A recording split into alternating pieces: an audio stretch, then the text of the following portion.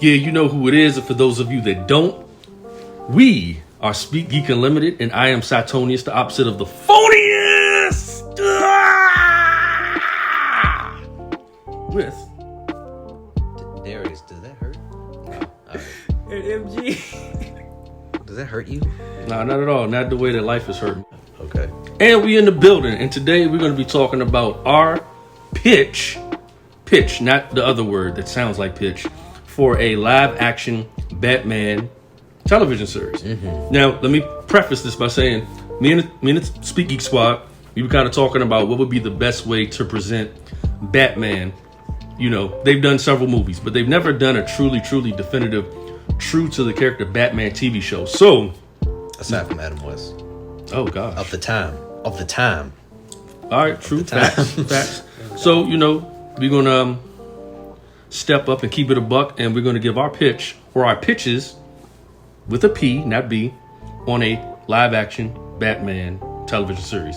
So, let's set it off with Big Darius. What is your thoughts on that? So, yeah, like I said before we even started this, that I was like, you know, it should be like the anime route. Where, no, back up. First of all, the network that it should be on, which should be HBO Max. Because I know you said the DC Universe app. Yeah. But because HBO and WB owns all of that anyway, it would be on HBO Max.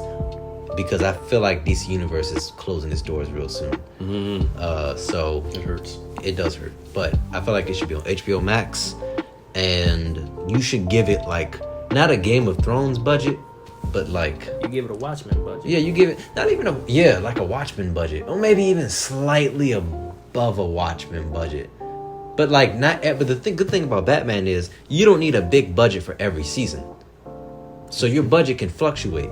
So like season 1, if you go off, for me, I'm thinking you go the anime route, the shonen anime route, which is like, all right, escalation. So every season, things get bigger and bigger and bigger. So by season 1, while he's dealing with low-level people like Falcone and Riddler, by season 5, he's fighting, it looks like Arkham City or something. Like, could you imagine, like, at the end of, like, season 3, Deathstroke shows up? Like, I just feel like there's so much untapped potential for a Batman TV series that's crazy. Because there's so much you can do. Yeah, well, Batman is one of those characters, it lends itself to multiple genres. It's a little bit sci-fi, a little bit of crime noir, a little bit of martial arts. So, and that actually had me thinking of, like, when you mentioned Deathstroke, where I was thinking, like, the fight choreography would be so dope for a live-action Batman series with my man who did John Wick. What is his name? Where's my John Wick DVD? The guy who directed John Wick? Yeah, but he's also a fight choreographer. Oh, the dude, he was also the first John Wick. He was also a Keanu stunt double. The first John Wick. Yeah. Chad Stahelski. That dude, and I feel I should know this because I'm supposed to be the martial arts guy, Speak Geek Unlimited. But him, my man Jeff Pruitt. Y'all don't know who Jeff Pruitt is, but y'all do. Jeff Pruitt used to choreograph the Mighty Morphin Power Rangers, the OG ones, like with Jason David Frank and Austin St. John. The reason I'm mentioning that is because you can't do a Batman anything without banging martial arts. So just imagine like him fighting the way he fights in like Arkham, in the Arkham games, but in live action. Just tossing on some like, yeah, that for real, people throw out the raid choreography all the time. And I feel like Batman actually lends himself the most to that. Not Mortal Kombat or Ninja Turtles. That doesn't make any sense for the Ninja Turtles to use the raid style choreography, but Batman does. Like, it really does. I'd be afraid of them. I'd be afraid if they were using that type of choreography. Freaking 7-foot tall humanoid turtles just tossing people. They're not 7 foot tall. Yeah. They're like 4 feet. They're like 5 feet. Yeah. Really? They're like 5 feet. That's what the turtles. What? I mean, they're teenagers. But let's all right. Let's not get sidetracked, right? But we can't. We're not getting sidetracked because technically, Batman versus Ninja Turtles could be a thing in the show. That's true. So, all right, how do you think they should approach it? If they approach it, I like the idea of it being a shonen type style thing where it's going to escalate. But at the same time, I kind of want it. I mean, Batman is a shonen. It is, but like I'm thinking, I kind of want it to be like The Wire almost, where each season has its own flavor to it, like its own thing. So like the first season is like, okay, like that's straight crime. Like that's him versus Penguin, maybe the Riddler. You see Carmine Falcone, you see Long Halloween, and then it ends. And then season 2 is like horror. So you get Killer Croc, you get Man-Bat, Scarecrow. You get those motherfuckers. Then I could imagine like the Season 3 is then season 3, that's when sci-fi, I guess. Season 3 could be sci-fi, or it could be like. Or that could be the martial arts season. Season 3 honestly could be like the open. It could be like then that's when like things start to like come together. That's when you get like the melding of like the Bat family. That's when you get your introductions and everything else, and you start to build outside of Bruce. And that's when you see. Yeah, that's dope. Yeah, Well, yeah. Well, all right. So, how old is this Bruce Wayne? How long in his career has Dick Grayson? He has to be 20. He has to be like at least 25, 26. I would go older because we've seen the origin, but what I would actually do is I would dedicate a season to the origin of one of the Robins. No, what I'm saying is he doesn't have to be. All right, so we meet him as Batman, but he's like 28. But like he's been Batman for 3 years prior to that. I would still skew a little bit older though. But the only reason is you want to do the what DC does, keep that man inherently 33 for No. He's not 33. No, he's not. No, He's, like they're like apparently like Bruce Wayne always has to be between the ages of 35 or something. like, I've always seen him as a 40-year-old man. Oh, I was gonna say like 40 years. But the reason is this, because if we're dealing with escalation, like I would assume that like I don't want to see another Batman Begins. We've done that, but I also don't want to see another Ben Affleck. I would like something in between, because the one thing that I really love about Batman personally is the Bat family. So as opposed to doing like an origin story for him, I really think it'd be dope to do an origin story for one of the Robins. I wouldn't want to do an origin story for Dick Grayson, maybe Jason Todd or Tim. What if? I like Tim. What if? All right, this may be outlandish and stupid, but if not every season, but like what if like every other season, it's not necessarily from their perspective, but it's semi from their perspective of whoever Batman takes under his wing. Like they So did that say before. there's one season, right, that's just dedicated to how Tim Drake sees Batman and is in like under his wing. Honestly, man, that sounds like a whole different show. It is a whole different show, because then it's more of a Bat family show. But there's tons of TV shows that have done it before. Naruto's done it before, where Shikamaru became the main character for a good minute. No, but all right. So let me. What you're pitching? It reminds me of. I actually like that angle more than just the whole like this is Batman. It's a TV show. I like the idea of a Bat family centered show with Batman in it, but the other characters, because you ain't seen nothing with the Bat family. Not really, no. Where they've been fully developed. You've seen splashes of it. I think the closest thing to developing a Bat family character is the Titan show with Dick Grayson, and that it ebbs and flows in certain ways. Sometimes it's good for him, sometimes it's just like but a Batman show where like each season is not only like a specific like subgenre, right, but also the main character is a supporting character.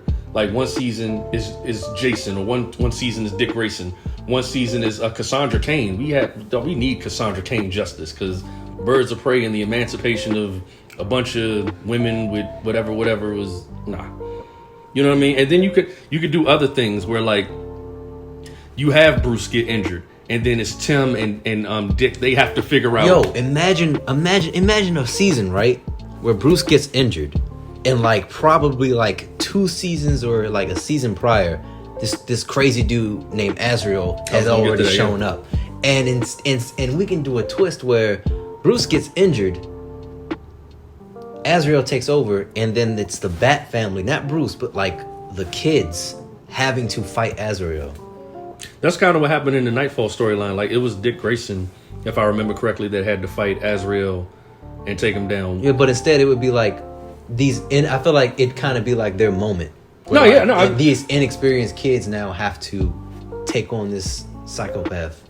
I was thinking, what if the show started The first season, like the very first episode starts with Jason dying. Like that's when we pick up at. It's from that point forward. So then you see, so you already got Dick, you already got Barbara, they're a part of it, and you see Bruce and you see him have to go through that grief for that whole first season, and then you see that's when we introduce Tim, and from that point forward, and that's how the show progresses. And then, like season 6, that's when we get the whole, oh, Batman hush, that was actually Jason, you know, in the coffin. I would actually flip that. And it's Under kind the of, Hood or Hush. Or... Batman, technically, Jason shows up first in Hush. I don't like Hush. well, hold up. So this is what I was gonna say. This is my personal problem with the Hush story altogether. I actually think Hush should have been Jason Todd instead of Thomas Elliott, but the TV show is a chance to rectify that, where like you do the Hush storyline, but as opposed to like a childhood friend, it's Jason Todd coming back. And I like the idea of like the first season starting like after the death of Jason Todd, and it's like once again it gives us a chance to see Tim develop and grow. And I would even take it to this point where much of season 1, it does kind of an Arrow thing where like half of the season or half of the subplot, the B plot, is Tim training, like a 1-year training journey where he has to go and meet Henry Ducard, and he meets Lady Shiva, and you can start bringing in other characters and things like that, and bringing in the Lady Shiva factor that sets up Cassandra Cain for later. Yeah. On the flip side, you have Bruce being reckless back in Gotham still without a Robin. So the end of the first season, when Tim comes back and he's like on point, it's like, oh, Batman and Robin is back, and they got stuff on lock, and they take down whoever the big bad is of that season. Yeah. And then we progress into the next season with like the new fine-tuned Batman and Robin, and then you bring in the next villain, and then it escalates from there. And well, let me just say this too. Season 1, I wouldn't even put Dick Grayson in it. I would make people wait for Dick Grayson to come in as Nightwing. I would introduce Nightwing towards the beginning, middle of the second season. Why not have Nightwing already be in Bloodhaven? That's what I'm saying. Like, he's already going to be in Blood, but we don't... Nightwing is mentioned loosely. So, like... And this is what I would do. And this, I promise it isn't becoming a Tim Drake show. But in season 2... you would have, so in season 1, to justify the whole Tim Drake being Robin thing, you could do the comic book thing where Tim went to Dick Grayson and all that. You could have Dick Grayson show, but not as Nightwing. So when he shows up in season 2, it's like, oh, it's Nightwing. But dog. the thing is, you don't, because it's a TV show, you don't have to worry about someone else taking the spotlight over somebody else. No. Because you can literally have a whole 56 minutes episode dedicated to just that. Yeah. Probably a 2-part episode of Tim going to Dick, having those intimate moments with each other.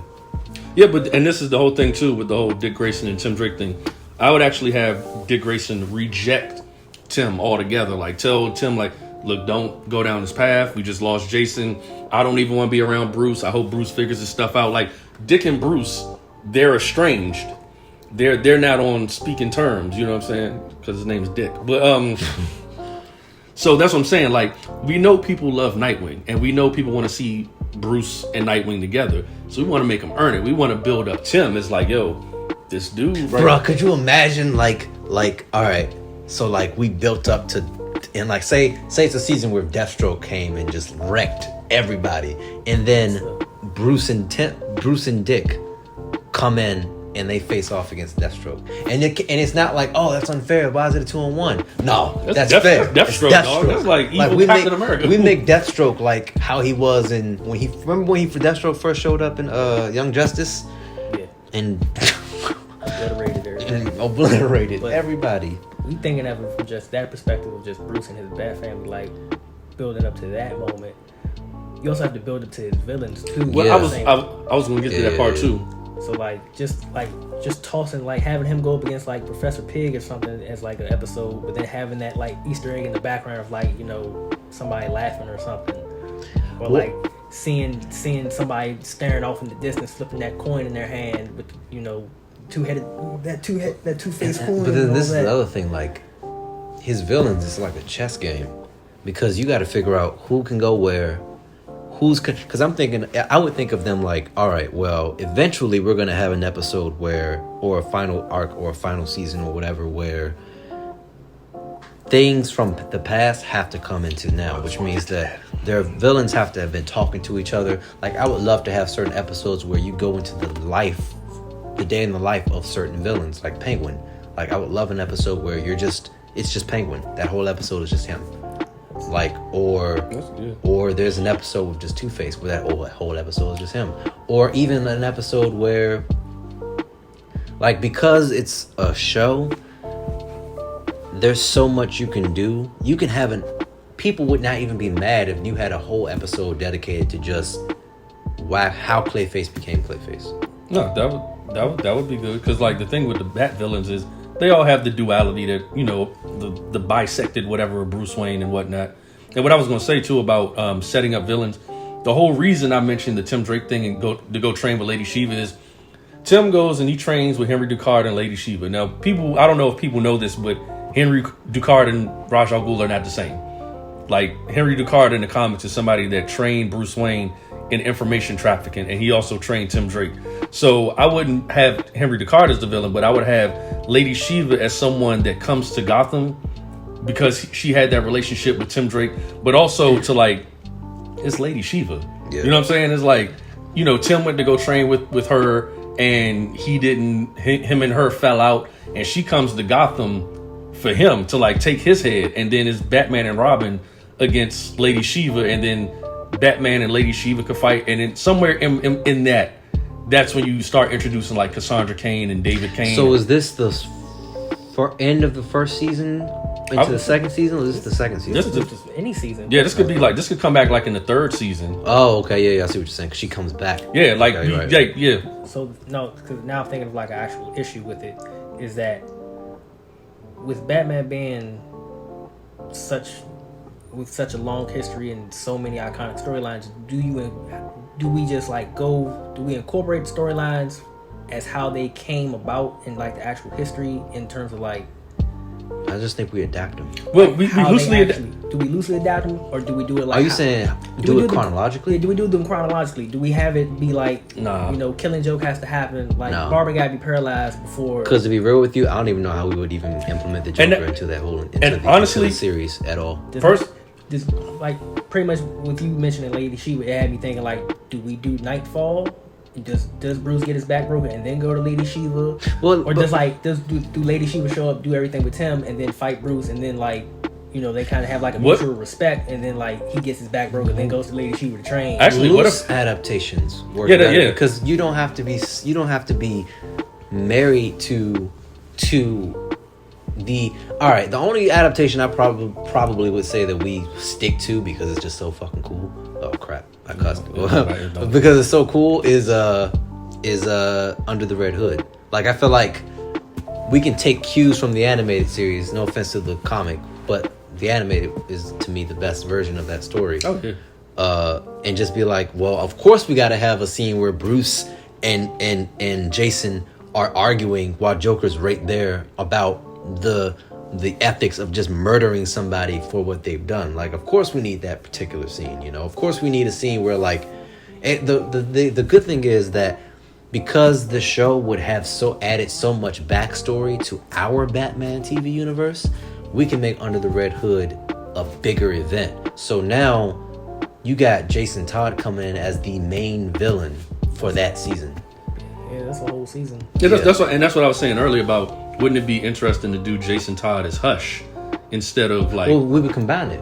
That's what I'm saying. You combine those stories, like Jason Todd is both Red Hood and Hush. Yeah. To kind of like, you know, psychological. Because I know I'm talking a lot about Tim, but at some point the story's going to evolve into like the Batman thing. Like, everybody's going to get their moment, and like the whole thing with Batman is, once again, we've seen the origin. We've seen like, oh, he punches people through things. But in live action, let's do something to get inside his brain. And I think Hush being Jason and showing up after he's trained a Robin that he has a good rapport with, and he's reestablished his relationship with Dick Grayson. Once you establish all of that, then bam, the bastard son comes along, and it's like, damn, I thought I was being a good dad with Grayson and Drake. Now I got to deal with the wicked evil son, and he's just bad. The dude, bad. Like, speaking of sons, do we lead to Damien? Do we do that? I would lead to Damien, but honestly, you would have to put that hint. You would have to put that Easter egg in, like, the early seasons of him and Talia already having it, so that way you have a reason for there being a 12-year-old. I'd make it a completely different Damien. Like, I would do, like, there's a great version of Damien in the deceased storyline of it's an Elseworlds, the deceased, where where the apocalypse virus, which is like an internet, it's a technology virus that if you look into a phone screen or any type of internet screen, you become pretty much a zombified rabbit, whatever being or whatever. So Damian becomes the new Batman in that storyline, but they're so young, they're kids, and when that happens, they Damian gets not traumatized, but he's just, you can tell that this isn't the same Damian Wayne as in the primary, where he's a lot more, he's not sensitive, but he's also not a dick. I mean, like I would want a Damian. I don't think that he has to be page for page the douche Damian that we know. Like he grows out of that eventually. Yeah. It'll take some time. Yeah, I mean, but I guess I don't know. I mean, I guess that growth will be something people want to see. You shake your head like, nah. That's not even what I was talking about, right? I was just talking about, do we introduce do we set it up so that way there's so we have point that there's like, okay, in season 1, Bruce already had this whole interaction with Talia, so that way we have a reason for there being a 12-year-old kid in season 6. Oh yeah. And when you said we can do a different Damian, I was thinking like, oh, we about to have like somebody who's not even his actual biological child or something, or like a clone. I was gonna say I would do the Damian story, but I would actually have them genetically advance his aging, because if so, the purpose of Damian Wayne is an heir to the Ra's al Ghul throne. So I would have Talia and Ra's al Ghul. Talia is pregnant with Damian. She has the child, and they genetically modify him and age him up somewhat so that his aging is accelerated, so that he's genetically designed to like hit that, when you're talking about the peak age of Batman. I honestly feel like also that, and we're already laying Easter eggs to where, and when this show ends, we can make a Batman Beyond show.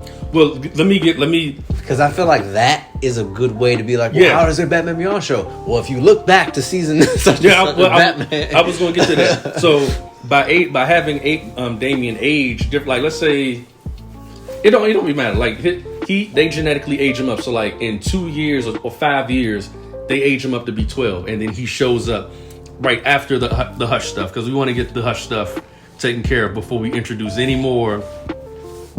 Yeah. Type things, and we have that aged up, overly ambitious, and I wouldn't even call him a douchebag. I would call him overly ambitious. Like Damian's purpose is to infiltrate the Bat family so that he can take out Batman and become the new Batman eventually. So by him doing that, to go back to the Robins, I would actually have Damian as a child assassin hunting down the other Robins to take them out, so that there's no other competition for him. So when he does, not to cut you off, it's all good, but when he does this, and I think you're gonna love this, when he does this, he has to be dressed as Red X. That would be dope. Because Red X isn't even a freaking character.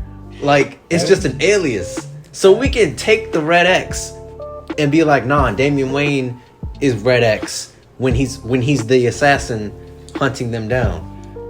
That's like, do you know way. what a live action version of the Red X outfit, man? Well, also the other thing too I was gonna say is the whole Damian plot that actually comes from the death of the family. Like, instead of having it with the Joker, you do it with Damian. Like, oh my god, yeah. But he, of course, he doesn't kill them. But Right. It's like you got this little genetically modified. It's like a mini evil Deathstroke, Pretty much. and he's hunting down the other Robins. Like, oh nah, like you got to go. And maybe somewhere in between that's where Jason gets his redemption. Where it's like you got the bad Robin, but then you got the really bad Robin, and then we got to find a way to. You just got a scene of them wrecking. And like, Honestly, if that happens, like the Batcave, if that happens, we'd have to kill Jason.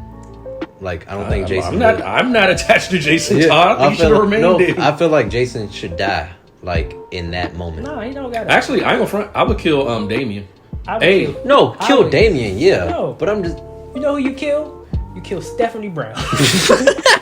You kill spoiler. Oh, You let her, Oh, she's in this? No, you put her in there and you let her be the Robin for Tim, and then that's when Damien can show up, and then you won. Oh, and Merker? Yeah, and Merker. So that way, while we still, Actually, yeah, you and you kill to a show Robin. how serious it is. So you see how serious it is because you kill a Robin, but then you still keep the main people that everybody cares about. That's bank. Dude, I want so bad for their I feel like certain action set pieces should be like he probably tries to take them down in a school, like an empty school, like at night. Like I don't know why, but I just feel like it'd be a dope. Like both of them take on Red X and like He could cripple Barbara. he could cripple Barbara. You giving Damon a whole lot of power. So, all right, so It's just that my only thing is the only reason why is because we got to make sure everybody's interesting because WB, when it comes to the films, has spent so much time trying to make the Joker interesting that everyone else took a back seat. and this is why there's one thing I ain't talked about. I ain't talked about no Joker. You know, shit. for real, this whole series, you don't need him. And I know that's sacrilegious, but like the I villains, love the Joker, but it's like, but the villains are so rich in them. Like a whole season, a season with Mr. Freeze. The good thing with Mr. Freeze too is that you could make his relationship with them different. He could be flipped. He could be wishy-washy. You could do it because with Mr. Freeze, first off, you could take his origin. You could either do the original origin that everybody pretty much knows and loves, and that his wife was frozen, Bruce Wayne cuts the funding, she dies, or he has to steal her away to keep her alive and all that. He goes crazy. Or you could do the whole, he was already psychotic to begin with. That was from New 52, where he was already psychotic, and he's just a crazy madman. And then it's like, yeah, he has a kind of sort of love-hate relationship with them, just like Harvey has a love-hate relationship. yeah, and I mean, I don't know how y'all feel about this. I wouldn't do too many villain origins anyway. I would just make the villains as they are, and then delve into like the layers of you know what I'm saying? Because I only want to do, if we do origins, we don't do origins for characters that have never gotten it. Yeah. Tim Drake, Damian Wayne, Cassandra Cain, and They've never gotten it. You origin for Clayface has never actually gotten it. Do origin for Man Bat. Killer Croc. yeah. That'd be a whole nice episode, like a whole episode of just him in Southern Bayou. Man. They did. It was an episode. It would be the Southern Killer Croc. Well, I want Southern Killer Croc. It was an episode of Batman the Animated Series that lightly did his origin, but they just did like he's from a circus.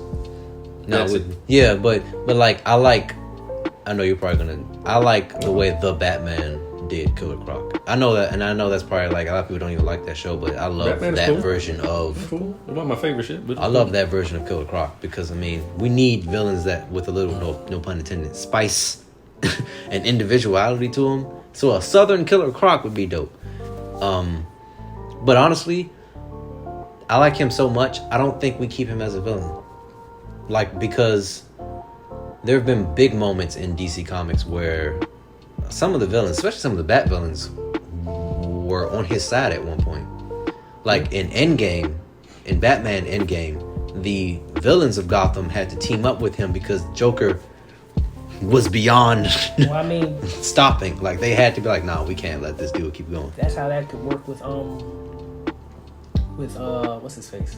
Azrael. Because Azrael takes things too far, so the bad villains can kind of be like, we're gonna help you out a little bit because he's going ballistic. Yeah, like he's not well.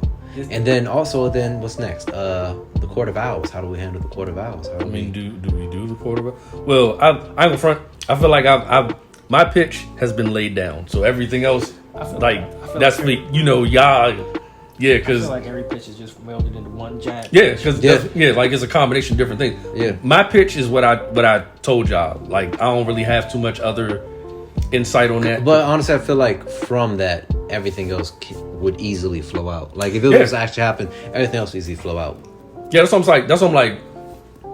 Everybody else we just adding on to everybody else stuff. You know what I'm saying? Yeah, I feel like we got 10. I feel like we got a good 10 seasons worth. Yeah, that's 10 seasons. Damn, 10 seasons. Damn, what's gonna be the weak season then? Because it's always a weak season. Probably like the first couple joints where you're just trying to like find your footing and everything. Yeah. In terms of writing, staff, direction, all of that. Yeah. Once you get on the roll, like as soon as Tim shows up and you got Batman and Robin. I feel like it'll have a lot of great moments too. Well, like I said, this is me having the pitch for my first episode, whatever in my head, that probably don't coincide with y'all. The first episode starts with the narration from like Tim. Yeah. Like while he's already on the journey. Like he's like sparring with like Lady Shiva or something like that, or he's fighting King Snake, but he doesn't have the Robin suit. He ain't get there yet. Yeah. And then what? You got that brown Drake. Oh God. Call me Drake. Call me Drake. No. But yeah, I would just have him like start like with the narration about like everything that's happened up to that point with Batman. So that way we ain't got it's expository dialogue. Yeah. In the first couple of minutes, and then we go into everything. Like, just for fun, how would we introduce the Joker? Would he be the final? If all right, we respect the Joker. We can say that. Yep. Why not then? If this is the case, if we never have the Joker show up throughout all these seasons, I feel like he comes at the end. Yes and no. Okay. He doesn't show up in any of the other seasons beforehand, but I'm not saving him for last because that's what Gotham did. They saved the Joker for last. Shit. And they did him terribly. Well, sort of, yeah, mostly terribly. But I would have it be like, at least like the first couple of seasons, maybe like the first 5 seasons. You get the hints of like there being something, some psychotic clown out here. You see the playing cards being left about in certain places. You could see like subtle moments, like maybe when like an episode's not focusing on Batman and it's focusing on the kids, but you can see like in the background, you can see like Batman working at the computer trying to figure out like what's going on. Like we got people out here laughing under like he's a cancer. Yeah, but like, and the weird thing about it is, you already introduced Harley beforehand, but you have her just be Dr. Harleen Quinzel at Arkham, and like she knows Batman kind of sort of well because she's like giving him information about like some of the escaped patients or like how they're doing. It's like a precursor to Barbara. It's an Oracle. Yeah, Oracle. Like an informant. Yeah. Yeah. So like they've already, so that way, one, you've already built a rapport with Harley and Bruce. So that way, the moment she actually goes crazy and she it hurts Bruce even more. It's like just like we were friends, and I've seen you now snap at this purple hair, at this green, like this purple suit. Damn, so you purple suit, alligator shoe looking. So damn, so you pretty much make Harley is a response to like I know what you mean. I'm trying to figure out my words. Like as opposed to emphasizing the Joker, like you emphasize his effect on people. Yeah, because he's that big. You emphasize what he can do to people, and then he doesn't even show up in the season that he's supposed to show up. He shows in at the very end, at the very last episode, and he's just in the Batcave. Like Batman just comes back from like the worst fight. The worst fight ever he's ever had. He's gotten like beat, Dick and them have like left. They're gone. Like he's broken almost. He comes in that joint and you just see a dude just sitting there on top of the bed on the computer, like holding Alfred with like a knife to his throat, just whistling. Just looking at him like, "Hi, Batsy. Nice to meet you." And like, because he would have had orchestrated a lot of stuff. And then you combine like the best parts of like, you combine a little bit of Heath's like real dark, brooding Joker almost. You combine like, honestly, Mark Hamill's crime boss Joker. He needs to be as fresh as Mark Hamill's crime boss. I was gonna say, what if instead of him being the orchestrator of all this, we don't even get to that. Like the point at which the point at which he comes in, that's when he decides like, well, I've been gone for a minute. I done seen what Gotham is like without me. I'm about to wreck shit. I'm about to wreck shit. Shit going down. Everybody, I'm poisoning all the water. Like, motherfuckers about to get murdered. I'm about to cause a mass Joker genocide. Yeah, and this is where the family comes together. Yeah. The villains come, like they come together to stop him. He could honestly... But I have on some Madara type shit. Right, exactly. He's freaking Madara. I was going to say, honestly, we could adapt Nightfall, so instead of it being Bane... It's the Joker. It's the Joker releasing everybody. But this is my thing. My only thing, and I know this may sound real weird, but it's just an angle I have for the Joker. What if All right, what if he's an agent for the Court of Owls for their reclamation of Gotham, but halfway through, he's like, nah, fuck y'all. Nah. Right. He's like, nah, fuck y'all. That's a very Joker thing to do. Like I feel like he'd be like, nah, fuck y'all. Like I'm done. I'm out. Like he's still the Joker. It's just that they were his handle. No, I know what you mean. Like where's he gonna get the money? Like I feel like you got to shake things up a bit, and I feel like in Batman's mythology, the top tier people who can really break him would be the Court of would Owls. be the Court of Owls, because he's the Court of Owls, Joker, and Ra's al Ghul. I feel like that's the upper echelon. So you got, and obviously Azrael, but you gotta stick there. We do know that obviously in this series that the biggest person most likely, if we're talking about weak seasons and strong seasons, we probably know that our strongest season will probably just be the Azrael psychopath arc.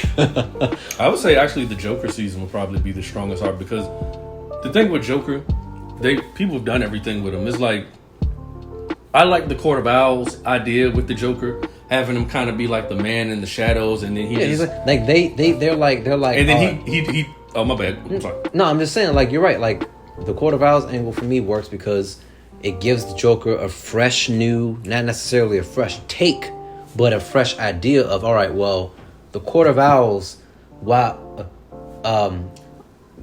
Gotham has Batman, the Court of Owls has the Joker. And I was gonna say too, what if, and this pitch for the Joker sounds weird, but work with me. Mine was weird, so go ahead. No, that's not weird. That's logical, because it's piggybacking off of what you're saying. So Joker's been a crime boss. He's been an anarchist, but we've never done Joker running a secret society like the Court of Owls. So he destroys them, takes them over, and he makes like the Court of Jesters, and it's like a court where like their whole purpose is to spread anarchy. And like, you know, his head person is Harley Quinn, and you know what I'm saying? It's like a similar thing. Can we have a scene where they go and they take Ra's al Ghul's place? They can do that, like, yeah, because like nobody's ever really done Joker like heading a secret society like the Illuminati. Like, imagine the Illuminati, but with the Joker and the Joker's agenda. It's like Joker, Harley, Mad Hatter. Yeah, but then imagine like Joker. This is the. Deathstroke would never. Nah, he wouldn't. Hold on. If Joker paid, you think Joker won't have Deathstroke? But hold up, time out. I'd have Deathstroke. Time out. But don't even look at it like Deathstroke. Imagine Joker, the Court of Jesters, infiltrating politics, like, you know, upper echelon society that has real power. Like, forget the gangs, forget the mob. Joker's like doing that, but with a secret society of like people that are card carrying people. So you have him having, and the Court of Owls taught him. I mean, they exactly. It's their fuck up. You pretty much make him Joker, but with a Lex Luthor flair, where he has like all of this. He's Jack Napier. Yeah, and he could White use Knight, but just they're actually fused together instead of being a split personality. Yeah. Because, so and then imagine the Bat family having to take that down, not just a physical fist fight, but having to take down a secret society of Jokers. Imagine seeing Jason being fuming every episode because he sees the person who killed him. Yeah. Imagine Jason being a brainwashed member of the Court of Jesters and having to deal with trying to, like, you know, that sound like that new Nightwing stuff with Dick. And yeah. He brainwashed. Or hey, if you look at it from another perspective, it's Winter Soldier. So. Actually, why would he even take? Honestly, but he wouldn't take Jason. Yeah, if he was really smart, he takes Cassandra. He could take. I mean, he could take anyone. He could take Damien. I'm telling you, he takes Deathstroke. If he's really telling you, he takes Deathstroke. I mean, he'll pay Deathstroke, but if he's really smart, if he's taking like, I'm gonna take one of your Bat family kids with me, he takes Cassandra. He'll pay Deathstroke, and then Deathstroke will hate the fact that while yes, he's getting paid a lot of money, Joker makes him wear his Deathstroke's outfit, but it's like spray painted in purple. Actually, let's do something. Ha-has on it. Let's do something even more interesting to close out. What if Joker brainwashes Tim? Because that's a double entendre. It's a callback to Return of the Joker. It's also a callback to our very first episode, and the person that we start with. Yeah, like what if Tim is the sleeper agent in the Court of Jesters, and all along that's the overall. You know what I'm saying? Like, could you imagine like Joker's Man, like this you song's always season 7. you always gotta like Joker's last words to Batman is like you always gotta have a wild card or something or a Joker card, and then Tim just comes out. yeah, and that justifies how the Joker was in the Batcave, because like Tim was feeding him info, and the way that you make Tim not out to be a douchebag, of course, is that Tim has to fight back from the brainwashing and make his way back to the Bat family. I wouldn't do the thing where like he killed the Joker in that, but I would definitely do a thing where I would actually end it with Tim quitting, and then that's how Damian becomes the new Robin. Like Tim would just be like, "This is too much. I've done too much. I've done," and he walks away, and then that's how you bring Damian in as the. There's so much pain and drama that's happened in this series. maybe we should stop here. Yeah. Because like we just like. But if you think about everything we talked about, there's so much has happened. How do you top it? The ending, we just told you how you top it. When the Joker comes with the Court of Owls. But I said Court of Jesters. Court of Jesters. Like No, I mean, yeah. 6. Oh, wait, season 6 what? I said like season 6, season 7 is where he gets introduced. So it's like. Well, who gets introduced? The Joker? That's what I said. That's what I said at first. No, but this is the thing. Look. This is the thing. The Court of Owls, just like all of this, the thing is, the Joker doesn't have to be his fully formed like person that he is right off the bat, because he still has to be closely connected to the Court of Owls. They still have to think that they have him under control. So pretty much like introduce him for already having. He doesn't have to show up every episode. And on top of that, he would never. So I'm saying like already have a season in which he's been introduced. Who, the Joker? Yeah, already have a season. Because what y'all. But with the Court of Owls, he has to. I would say without the Court of Owls, just have him be introduced on his own. But he's not a main villain. He's Joker. He manages to get away, or somehow Batman thinks he put him away. What if he shows up randomly because the Court of Owls thing feels like what y'all really described this Court of Owls feels like that's how the show ends. So it is how the show ends. Well, let me say this. I actually don't want to introduce the Joker at all until that season, because I want people to think, yo, why they ain't do the Joker yet? What the fuck is the Joker? Because whenever you do anything with Batman, people are expecting the Joker, and the problem with that is you have every version of the Joker you have to do to stand out. It needs to be different and interesting than the last. So we can't do how you say his name? Joaquin Phoenix. We can't do Heath Ledger. So I don't even think having Joker. I think you have the presence of the Joker, where it's like, dog, the Joker. We took down the Joker years ago, right? So the other criminals. Technically, he would have been. No, because now I think about it, technically from the very first episode, if Jason's already dead, then you already know Joker's been there before. Yeah, exactly. So we don't have to worry about introducing.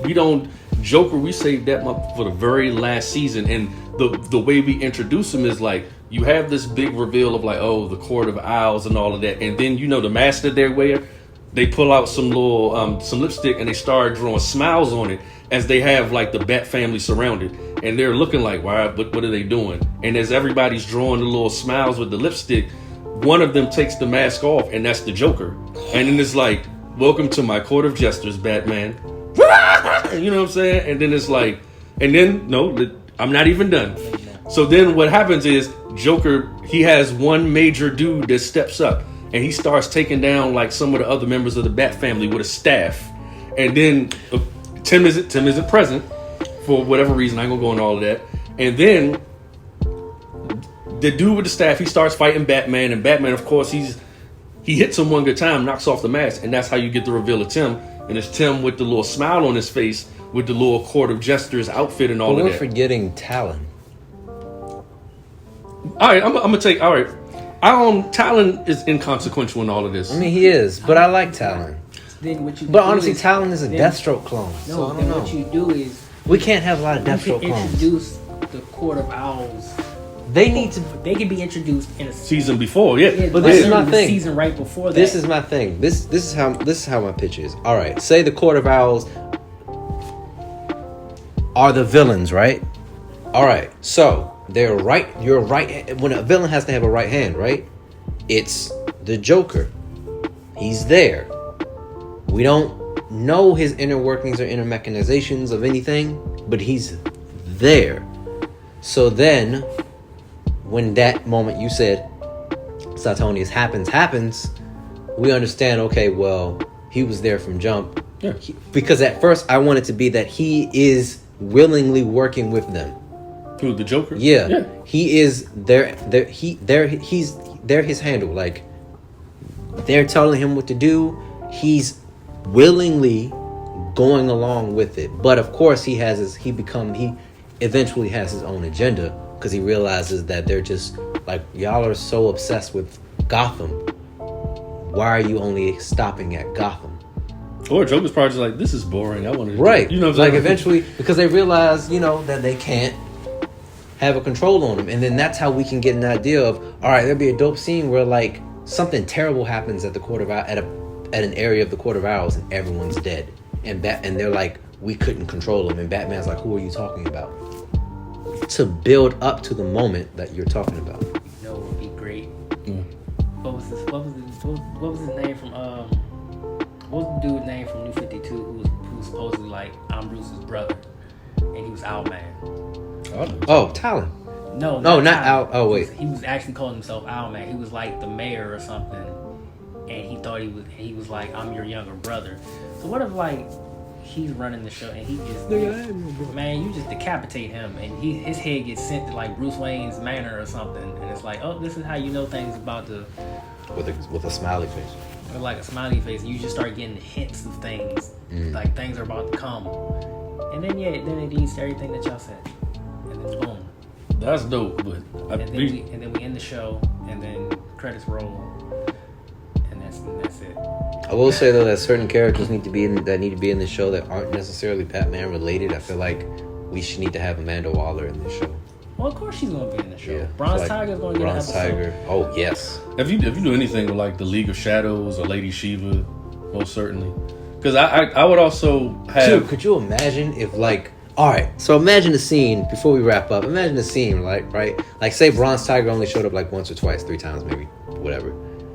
But then during the ending of the final season, Bruce goes into Arkham and he's just like, he just gets Bronze Tiger and it's like, yo, I need you to fight with me. Like, and I mean, Bruce has already mentioned that Bronze Tiger and him are like neck and neck. So could you imagine? Like, I just feel like that'd be dope. Like, as Gotham is going to hell, you got the best fighters out there on the streets. We could have a Richard Dragon cameo at some point. I mean, have a Geo-Force cameo. Oh, Jesus. Well, no, what you can do is you do Batman and Outsiders, because that's the team. Geo-Force, Black Lightning, Katana. Like, you could literally do an episode where like the Bat family is like taken out, and that could tie in with the whole Damian thing, where like Damian supposedly takes out like all of his seconds, like the Robins and the spoilers and all that, and But he does take out spoilers. Oh, you know, he kills her. And then something pops off and it's like, yo, I need a team because I can't do this on my own. Like, remember that Mortal Kombat web series? Not the Legacy, not the one that the first iteration. Rebirth. Yeah, the horror, the horror iteration. The joint where they was given What? lobotomies and stuff. Yeah. So like, remember when Johnny Cage fought Baraka? Yeah. That's how it happens to spoiler. like she's with it, she's got it, and then it's like, nah, you ain't got it. You ain't got it, baby. You ain't got it. You getting your shit wrecked. You dead.